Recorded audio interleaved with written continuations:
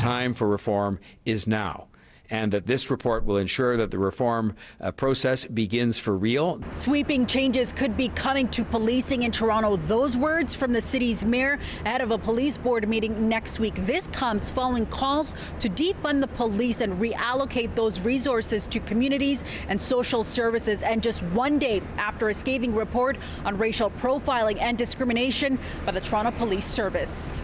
From anti-racism training to mental health calls, the report from the Toronto Police Services Board is being referred to as a beginning, one that is, quote, a catalyst for reform addressing systemic racism, coming at a time where there have been heightened calls to defund the police and, quote, in response to recent events, including the killing of George Floyd at the hands of a Minneapolis police officer and the tragic death of Regis Korchinski-Paquette in Toronto.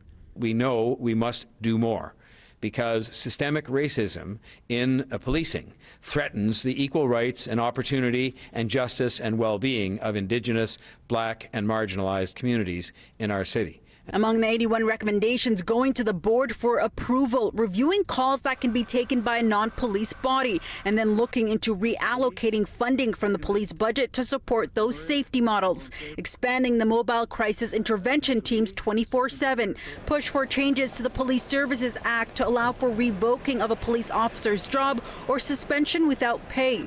The mayor is promising that some of the proposed changes will be coming in weeks and not years. It leaves people treated fundamentally differently from one another with no other apparent explanation, as we saw from some of these stark numbers. A report released yesterday by the Ontario Human Rights Commission shed light on anti-Black racial profiling and discrimination by the Toronto Police. Black people are more likely to be charged, overcharged, and more likely to be arrested by Toronto Police. And Black people are more likely to be struck, shot, or killed by Toronto Police.